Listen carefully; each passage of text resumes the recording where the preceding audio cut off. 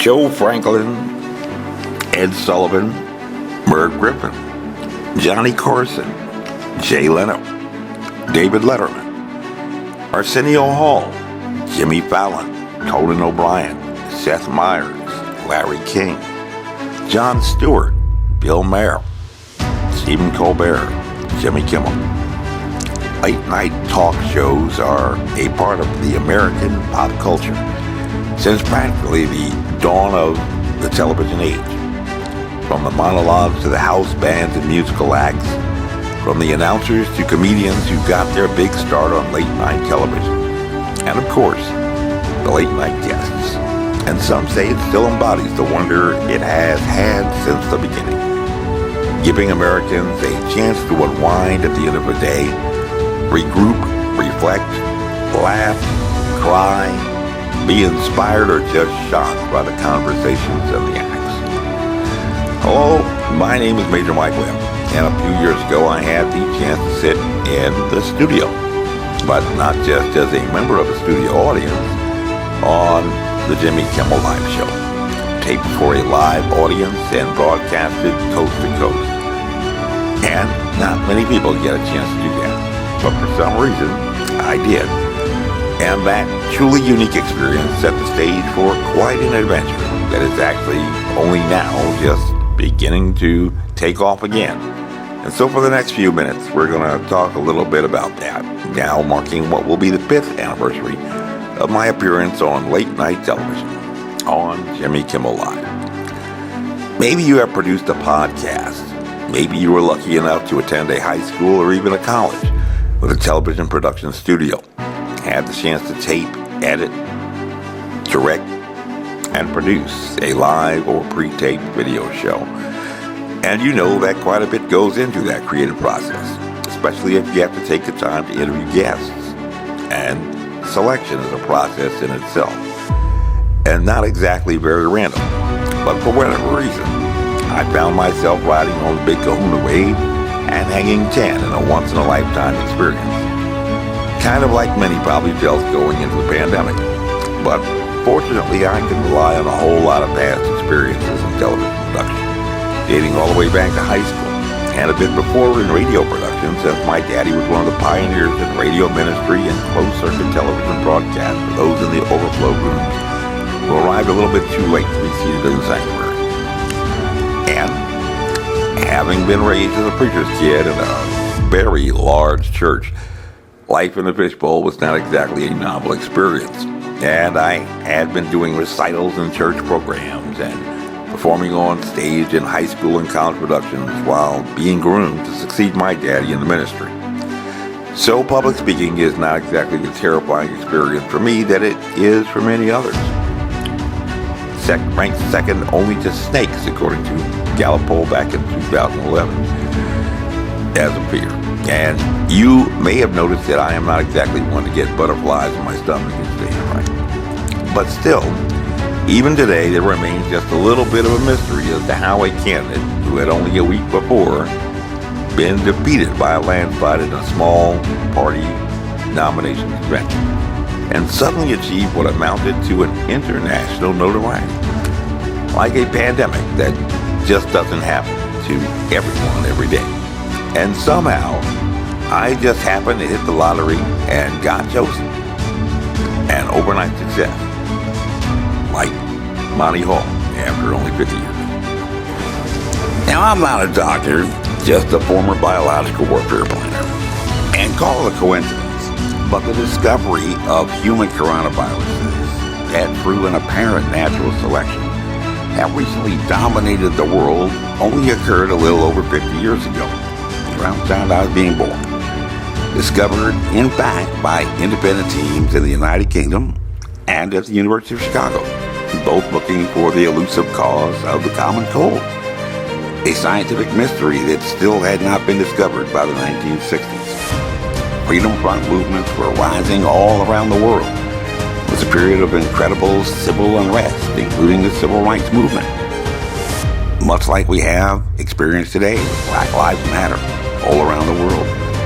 And scientists not working on trying to get to the moon first were tucked away in laboratories, discovering the very first human coronavirus. The very first coronaviruses having been discovered back in the 1930s, some 3 decades before, in chickens in fact, and identified as a cause of an avian bronchitis with a 25% secondary attack rate, whipping across the Midwest with a 90% case fatality rate, which is pretty high. Just like coincidentally now, a new variant of the avian flu is ripping its way through poultry farms and killing many birds. And maybe that too is just another coincidence of a natural selection. But while the most popular story about our coronavirus is that it had zoonotically evolved in a wholesale wet market in Wuhan, scientists looking at influenza-like illness, or ILI data, and acute respiratory infection, or ARI data, dating all the way back to September 2019, have determined that the very first COVID-19 infection appears to have occurred on December 8, 2019 in Wuhan, but with no connection at all to the original 15 cases. Later, 27 cases of a total of 41 identified by January 14, 2020 that were traced mostly to vendors at the Hunan wholesale seafood market. So, just from that little bit of intelligence, at least scientists know that, unlike George Stephanopoulos had claimed on Good Morning America in April 2020, Defense Intelligence could not have detected a COVID-19 outbreak as early as September 2019 if there were no clinical records to corroborate anyone who even appeared to be infected with COVID-19 at that time. And how do I know? Well, I've been in litigation since the beginning of the pandemic, and like I said, I'm just a former biological warfare planner. Still today, with over 520 million cases of infection worldwide and over 82.5 million in the United States alone, it is still quite amazing that the pandemic began with only 15 cases connected to the wholesale seafood market, a venue the size of 9 American football fields in the 7th largest city in China, the 42nd largest city in the entire world, at the end of December 2019, when it became instantly international news, just like I did, for what appeared just to be a case of pneumonia. And the first fatality would not occur until January 10, 2020 in China, which just appears to be a lot of attention for a few cases of pneumonia. And how do I know? Well, I've been in litigation since the beginning of the pandemic. And like I said, I'm just a former biological warfare planner. But what is even odder than that is that in a global search for traces of COVID-19 to determine where exactly this pandemic pathogen had began, scientists had discovered large traces of a novel coronavirus in sewage samples in Barcelona, all the way back in March 2019, which were, in a zoonotic evolution, would require a zoonotic source not in China, but in Spain. But by December 2019, scientists could not even find one trace of the virus in sewage samples in Barcelona, when the pandemic spread of a novel coronavirus appears to have begun, with explosive force spreading to Thailand by January 13, 2020. And how do I know? Well, I've been in litigation since the beginning of the pandemic. And like I said, I'm just a former biological warfare planner. Now, like Jimmy Kimmel, who has been producing videos about promoting the use of vaccines since at least 2015, using real doctors, I am not a doctor, but I do happen to be the former operations officer for all U.S. Army Strategic Counterintelligence in Conan. So I had the unique opportunity to help track down terrorists and spies and other bad guys. And one thing that struck me as odd when I began litigation during the pandemic was that all of my defendants had a peculiar tendency to decide to run away from the sheriff, United States Marshal, and commercial processors, which should be a crime. And at least in litigation, that flight response tends to suggest a sense of guilt and culpability. And so this week, celebrating the 5th anniversary of my appearance on late night television, I am commencing some more litigation to apprehend some of the defendants who decided to run away, to get them to provide some explanation in front of a judge in court. They don't have to be camera shy, I hope. And as a former operations officer for all Army Strategic Counterintelligence and CONUS at levels echelons above Corps, I had to become pretty familiar with some basic rules regarding what could and could not be classified information. And in March 2021, when the national laboratories had practically been befuddled by the hedonic evolution conundrum, I decided to move away from the science and just concentrate on the rules, posing a simple question to the White House regarding two metrics for COVID-19 that apparently still remain unknown, according to official sources: the secondary attack rate, or how many people by a quantifiable percentage an infected person would be expected to infect, and the infectious dose, or exactly how much exposure to this novel coronavirus would be required to actually infect the person.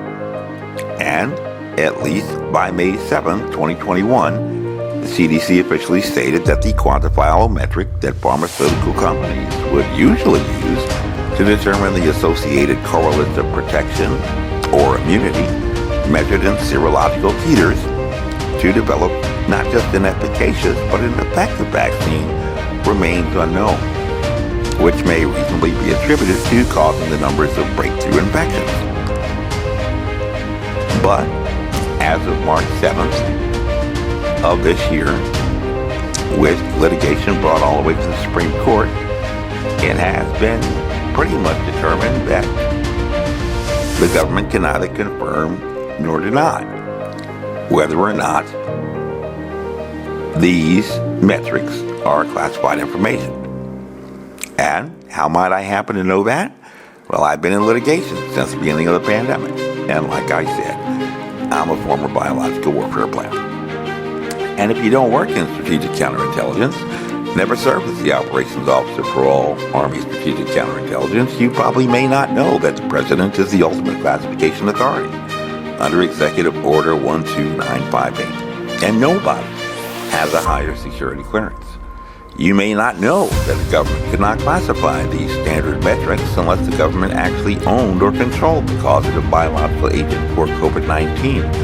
And you may not know that the government could not own or control the causative biological agent for COVID-19 if it was something that naturally occurred in nature. So it would have to have been cultivated or manipulated in a lab.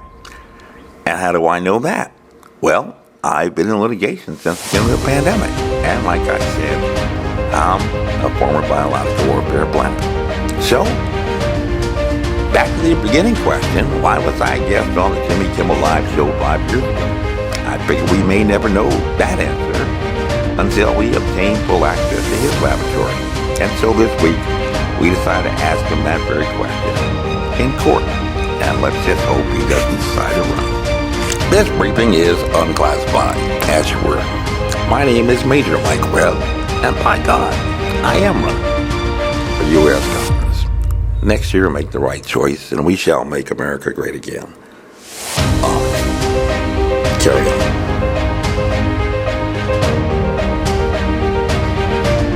This advertisement was authorized by Mike Webb.